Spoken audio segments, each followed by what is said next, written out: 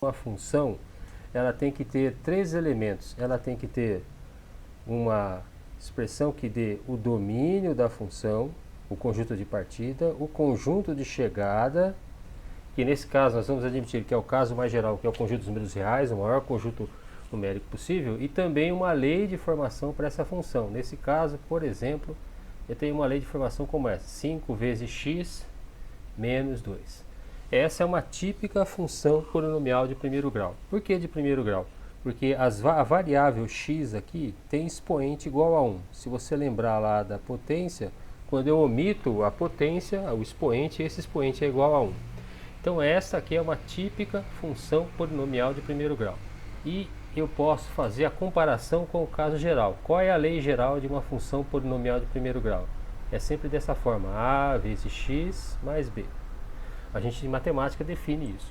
E aí nós lembramos o seguinte: comparando-se a expressão dada, que é esta aqui, com o caso geral, nós chegamos à conclusão que, por exemplo, o coeficiente a desta função, que caracteriza essa função, é aquele número que multiplica x. Então nós chegamos à conclusão que para essa função em particular, o coeficiente a é igual a 5 e o coeficiente b é aquele termo independente que aparece sozinho. Então b igual a menos 2. Eu estou enfatizando isso porque muitas das coisas que nós vamos estudar da função dependem, muitas características da função dependem desses dois coeficientes. Então o primeiro passo é reconhecer isso como uma função, essa lei como uma lei de uma função polinomial de primeiro grau. Em segundo lugar, identificar esses coeficientes que definem essa função particular, porque a partir deles nós vamos estudar várias características dessa função ainda, tá? Então esse é um passo importante. Agora, a gente não sabe nada sobre essa função, a gente só sabe identificar essa função como uma função de primeiro grau. Quando a gente quer analisar o comportamento de qualquer função em matemática, o que a gente deve fazer? Esta variável x aqui é chamada variável independente. Ela está nesse primeiro conjunto, então x está aqui, nesse conjunto real, e o valor da função, f de x, está aqui nesse segundo conjunto, também nesse caso o conjunto dos números reais. Mas este valor aqui depende do valor de x que nós escolhemos. Esse valor de x da função não pode ser qualquer. Então esta variável x é o que a gente chama de variável independente. E nós, como o próprio nome diz, podemos atribuir a x qualquer valor. Por exemplo, eu posso atribuir a x o valor menos 2. Pode ser um outro valor qualquer, já que é um número real qualquer. Mas para este valor de x, nós teremos o quê? Que a função f, quando x for igual a menos 2, assumirá que valor? Eu vou substituir na lei da função o valor de x agora por menos 2, que é o valor que nós escolhemos. E ao substituirmos na lei da função, nós encontramos 5 vezes menos 2, menos 10, e menos 10, menos 2, menos 12. Ou seja, quando x, eu vou escrever isso de várias maneiras, quando x for igual a menos 2, esta função f de x essa função f assume o valor menos 12. Então esta é uma maneira de representar essa informação. Ou nós podemos colocar na forma de um par ordenado. Primeiro o valor de x, que é menos 12, e depois o valor da função, que é menos 12. Essas duas maneiras de você representar a função, o valor da função para um x particular, esta ou esta, são equivalentes. Elas dizem a mesma coisa. Se x for igual a menos 2, a imagem ou o valor da função é menos 12. A mesma coisa aqui, esse par ordenado, o primeiro valor é o valor de x, o segundo valor sempre é o valor da função em questão. Então, a primeira informação que nós temos é essa: quando x for igual a menos 2, essa função assume o valor menos 12. Mas uma única informação como essa não é necessária. Eu preciso ter mais informações sobre uma função. Então, por exemplo, eu vou escolher agora outro valor de x. Eu vou escolher, por exemplo, x igual a menos 1, por exemplo. Esses valores são particulares, mas a gente sempre escolhe valores que tornam os nossos cálculos simples. Eles não invalidam os resultados da função, porque, insisto, a lei da função está definida lá em cima. 5 vezes x menos 2. Não importa quais valores de x você atribua, o comportamento da função não vai mudar. Ela sempre será o mesmo. Nós estamos olhando uma região particular da função, mas o comportamento é o mesmo. Então, quando x for igual a menos 1, essa função vai assumir o valor 5, que multiplica menos 1, menos 2. Ou seja, 5 vezes menos 1, menos 5. E menos 5 menos 2, menos 7. E aí nós podemos escrever essa informação da seguinte forma. Essa função f, quando x for igual a menos 1, assume o valor menos 7. Ou ainda o par ordenado, x igual a menos 1 e a função menos 7. Vamos continuar por mais alguns valores. Quando x for igual a 0, nós teremos que esta função para x igual a 0 tem valor 5 vezes 0 menos 2. 5 vezes 0 é 0 e 0 menos 2 é menos 2. De maneira que nós podemos escrever que para essa função f, quando x for igual a 0, ela assume o valor menos 2, ou vou escrever na forma do par ordenado x igual a 0 e y igual a menos 2. Vamos calcular mais alguns valores ainda para esta função. Vamos calcular essa função quando x for igual a 1 e quando x for igual a 2. Quando x for igual a 1, nós temos que essa função, quando x for igual a 1, é 5 vezes 1 menos 2, ou seja, 5 vezes 1, 5, e 5 menos 2, 3. De maneira que nós podemos escrever resumidamente, quando x for igual a 1, essa função assume o valor 3, ou então o par ordenado x igual a 1 e a função ou y igual a 3. Já quando x for igual a 2, nós teremos 5 vezes 2 menos 2, 5 vezes 2, 10, e 10 menos 2, 8, de maneira que eu posso escrever a seguinte informação: quando x for igual a 2, essa função assume o valor 8, ou então na forma de um par ordenado, x igual a 2, y igual a 8. Enfim, a gente tem essas informações. Se você recordar que a função, quando x for igual a menos 2, assume o valor menos 12, eu posso representar por esse ponto A aqui, x igual a menos 2, y igual a menos 12. Quando x for igual a menos 1, essa função assume o valor menos 7 e é representada por esse ponto B. O ponto C é aquele no qual x igual a 0 e y igual a menos 2. O ponto D é x igual a 1, y igual a 3. E o ponto E é x igual a 2, y 8. Olhando esta figura, a gente percebe que esses pontos se situam sobre uma mesma reta. E essa reta, neste caso esta reta aqui, representa exatamente quem? O gráfico da função polinomial de primeiro grau. Eu posso adotar para x outros valores diferentes, distintos daquele dos quais eu trabalhei, mas sempre esses pontos, se eu calcular corretamente o valor de x para o valor de x, a respectiva imagem, eles vão sempre se situar sobre essa reta. Então eu peguei alguns casos particulares, mas isso não invalida o fato de que para esta função definida pela sentença f de x igual a 5x menos 2, os pontos do gráfico, os pontos do plano cartesiano que satisfazem a lei da função, sempre estarão sobre esta reta. Assim, eu posso concluir a partir deste exemplo, eu vou depois mostrar em geral que isso é válido, que para uma função polinomial de primeiro grau, quando eu traçar o gráfico dessa função no plano cartesiano, o gráfico será sempre uma reta. Aí fica a pergunta, eu preciso, como neste caso eu fiz aqui, trabalhar com 5 pontos diferentes para traçar esse gráfico? A resposta é não.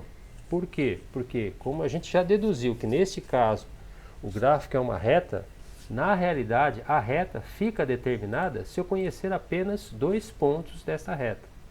Então, sempre que eu for trabalhar com uma função polinomial de primeiro grau e quiser analisar o comportamento dessa função através do seu gráfico, eu vou precisar obter apenas 2 informações distintas, ou 2 pontos distintos deste gráfico, para poder olhar o comportamento dessa função como um todo.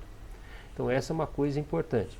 Toda e qualquer função polinomial de primeiro grau tem no plano cartesiano por gráfico uma reta. E o que é o gráfico? O conjunto de todos os pontos que satisfaçam a lei da função.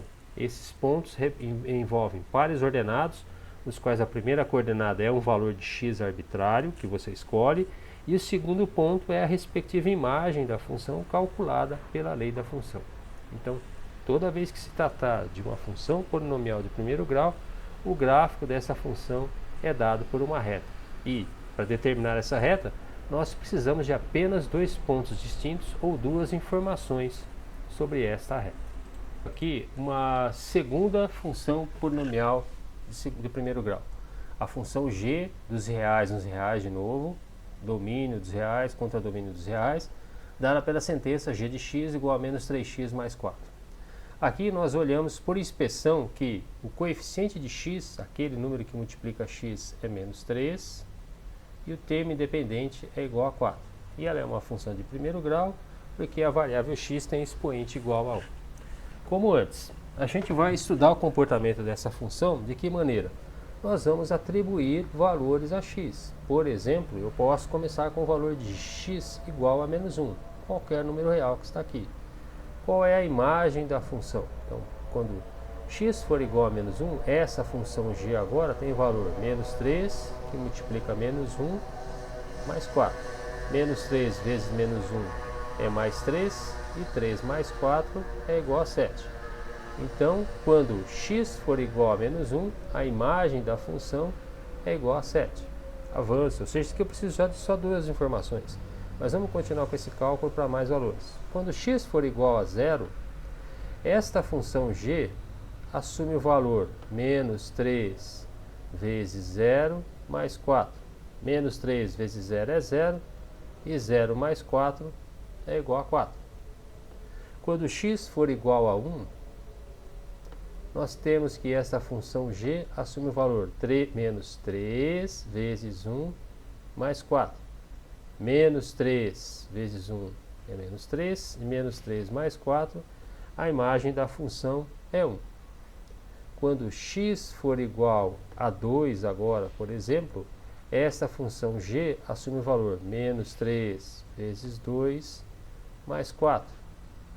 Menos 3 vezes 2, menos 6, e menos 6 mais 4, menos 2. Mais um valor, só para a gente testar. Quando x for igual a 3, esta função g assume o valor menos 3 vezes 3 mais 4, menos 3 vezes 3, menos 9, e menos 9 mais 4, esta função assume o valor menos 5. Então eu fiz essa investigação para esses valores de x. Poderia pegar valores diferentes. Inclusive, se a gente analisar uma função, a gente sempre escolhe valores de x da variável independente que tornem nossos cálculos simples, que sejam adequados para a gente. Isso não vai invalidar o nosso raciocínio.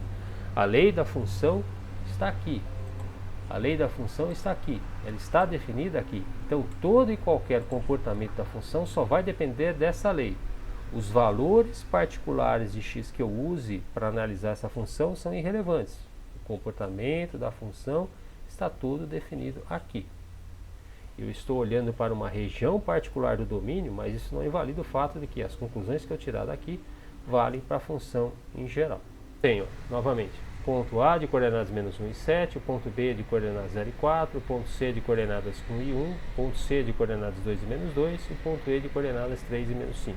E, a exemplo do que aconteceu na situação anterior, esses pontos aparentemente estão sobre uma reta e de fato estão. Assim, eu sou levado à conclusão de que, também para esta função particular, o gráfico da função é uma reta. Então, como antes, se é uma reta, eu não preciso de todas essas 5 informações para determinar esse gráfico. Eu preciso, por exemplo, apenas de duas informações distintas, duas informações diferentes, ou dois pontos diferentes do plano cartesiano que satisfaçam a lei da função para determinar esse gráfico. Se você estiver fazendo o exercício lá, o que acontece? Se eu pedir, esboce o gráfico da função polinomial de primeiro grau definido pela seguinte sentença. Basta que você escolha dois valores distintos de x, por exemplo, aqui menos 1 e 3, calcule os respectivos valores da imagem da função e a reta determinada por esses dois pontos vai ser o gráfico desta função polinomial de primeiro grau. Tá? Então, de modo geral, o gráfico de uma função polinomial de primeiro grau é uma reta. E se você, neste caso, eu dou 6 diferentes funções polinomiais de primeiro grau, peço para você esboçar no mesmo plano cartesiano o gráfico dessas funções. Bom, os gráficos dessas funções são retas, no plano cartesiano e, portanto, eu preciso de duas informações. Neste caso, como eu quero esboçar no mesmo plano cartesiano essas funções, aqui olha, esboçar em um mesmo plano cartesiano, em um mesmo sistema cartesiano, o que é mais simples fazer? Ao invés de eu pegar valores particulares de x para a primeira função, para a segunda, para a terceira, para a quarta, para a quinta e para a sexta, eu posso usar os mesmos valores de x. Então eu posso construir uma tabela simplificada da seguinte maneira. Posso construir uma tabela assim. Eu vou, já que é no mesmo plano cartesiano, eu vou escolher dois valores de x, já que é uma função polinomial de primeiro grau, e o gráfico de uma função polinomial de primeiro grau é uma reta, então eu preciso de duas informações. E aqui eu não vou ter o mínimo pudor em fazer a seguinte coisa. Eu vou escolher um valor de x que é bem simples, que é x igual a zero. Já que x pode ser qualquer valor, e além disso, a escolha particular do valor de x não altera o comportamento da função, eu vou escolher x igual a zero e vou escolher x igual a 1. E aqui eu vou atribuir, vou calcular o respectivo valor da função f de x, da função g de x, da função h de x, da função p de x, da função q de x e da função r de x. Nada me impede de fazer isso. Então, qual é a lei da função f de x? Menos 3 vezes 0. Ora, mais 3 vezes 0, essa função f assume o valor 0, quando x for igual a 0. Quando x, ainda a função f, nessa coluna aqui, quando x for igual a 1, menos 3 vezes 1, esta função assume o valor menos 3. Então eu já tenho informações aqui para a função f. Quando x for igual a 0, a imagem da função é 0. Quando x for igual a 1, a imagem da função é menos 3, e aí eu construo o gráfico dessa função f no plano cartesiano. A mesma coisa a gente faz para a função g.